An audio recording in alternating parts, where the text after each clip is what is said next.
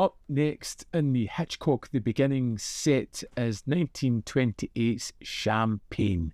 And this has got to be said is another one of those movies that Hitchcock wrote off. He wasn't a fan of it, he wasn't a fan of the material, and he really struggled to find something here that he kind of loved. Looking into various reviews and interviews, I myself found this one very tough. Unlike The Skin Game, where I became enamoured by some of the characters and I was interested in how things were going to play out, Champagne was a tough one right from the start. We're on a cruise ship as it's heading from America to France. We see this little plane fly over and crash in the sea, it seems, where we're introduced to Betty, one of our main characters, played by Betty Balfour.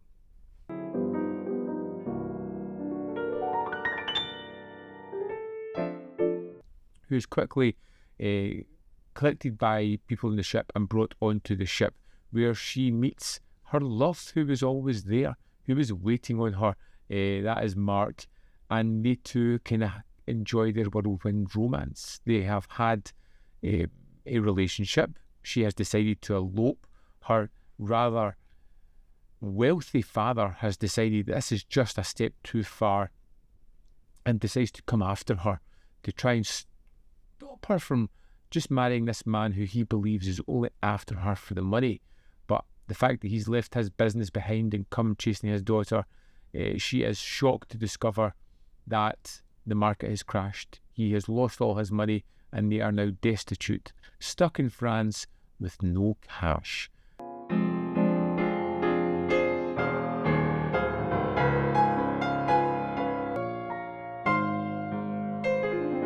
It's an interesting idea. The relationship between Mark and Betty is one that I kind of like, because you're never quite sure whether Mark is after her money or not. And when she's on the ship, she's so flamboyant, spending the cash, doing whatever she can, being so effervescent and lively and larger than life. And Mark, you kind of see pulling her back from that, going, we don't need to do this, we don't need to have the big parties or the fancy clothes. We can be a little bit more subdued and still enjoy everything that's going on. You know, these people are kind of, they're here for a part of your persona, but not for the whole of you. And when the characters kind of hit a rocky patch and Betty ends up single with her father in France trying to support him, you get some moments of comedy as she tries to get a career going, as she tries to get a job so she can get money. And it's nice to have these different avenues that they go down. And of course, Hitchcock directing this, there is some nice touches. The way he kind of bookmarks the film with the champagne flutes is interesting. But there's not a lot interesting in this film.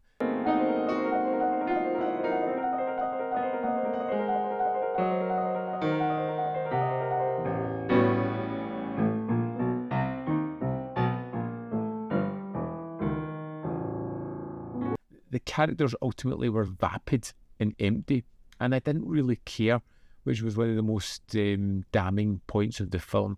There was also the aspect of, I kind of knew what was going on. I knew how the film was, or had an idea how it was going to wrap up and how it was going to fix itself, and it definitely went in the direction that I was expecting, so I didn't even have that going for me.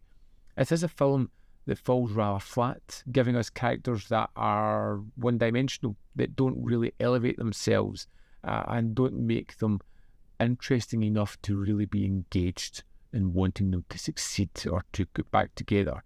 A lot of the characters here are just perfunctory. They're there for a purpose, and it doesn't really offer much in the form of a viewing experience. It's just dull. Dull as dishwater, as they say. This is probably my least favourite of all the movies from this set thus far.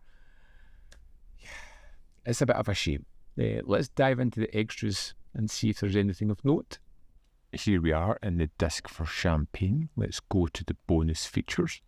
First up, we have Hitch and Champagne, Neil Brand on the music silent film, which runs at 60 minutes 25 seconds. I like this one because he starts off a little bit by saying that Hitchcock just kind of made a film that had a title and was just allowed to do whatever he wanted, and he doesn't seem to be that engaged with the material, but how he relies heavily on the music to kind of pass along a lot of the story. A Heady Cocktail, Charles Barr on Champagne, is just over 12 minutes. Again, he's kind of focusing on the fact this is a weaker entry in Hitchcock's filmography, but tries to pick out some key sequences that stand out. We have the Hitchcock-Truffaut archival audio interview, which runs at just over 5 minutes. And Hitchcock is actually appreciative of certain aspects of this film that he did, and talking particularly about a gag that he loved. We have a commentary by film historian Farron Smith-Name, and we have another introduction by director and film historian Noel Simsolo that's just over 4 minutes, and a stills gallery, and that is the extras for Champagne. So there we have it. Hitchcock, the beginning. We have just had Champagne, and I think this is going to be my least favourite of all the films in the set. I have got one more to watch so far, and you shall see. Hopefully it's better than this. I would love to know your thoughts on Champagne. If you've seen it, let me know in the comment box below whether you loved it, hated it, felt somewhere in the middle, or just any opinion whatsoever. I want to know what you think of this one. As always, there is more content up here. You can see more of my stuff in the description box below, or links to Patreon, membership program, manvfilm.com, always in which you can support me. Thanks for watching. See you next time.